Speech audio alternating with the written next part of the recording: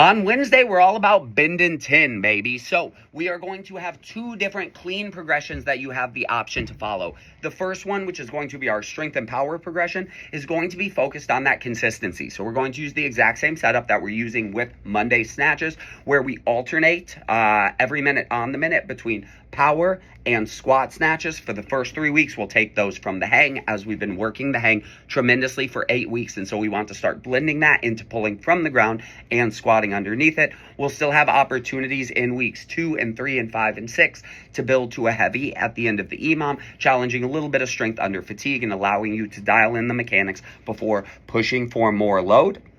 For my build and tone crew, RIP to your souls, dog, because your progression is all about strength under fatigue and your ability to cycle moderate to heavy barbells under cardiovascular duress. So we're going to absolutely gas the heart rate while forcing you to cycle barbells. What that means is that this is essentially going to end up being a double Metcon day for you. So make sure you've got that juice in the tank before you choose to tackle, build, and tone. It is a true progression. So it's going to be an A week, B week progression, where on the A weeks, we are working your ability to cycle power cleans with the cardiovascular component of running in there.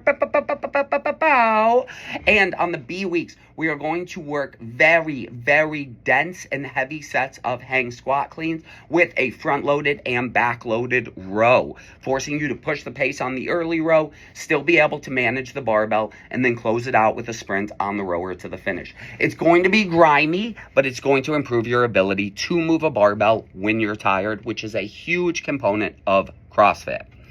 In the second part, expect a weekly mixed modal Metcon. So this is not going to be a true progression in the sense of that we're not going to overload certain qualities from week to week. We are going to see Metcons in a traditional CrossFit sense that have lots of different requirements of them.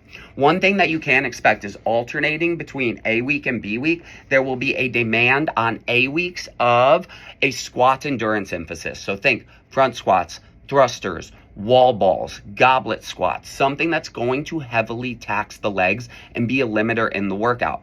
In the B weeks, you can expect a hinge endurance emphasis. So think dumbbell snatches from the ground, probably not cleans because we're going to do a bunch of those in the first part of class, but deadlifts, things that are going to require you to bend and extend a lot.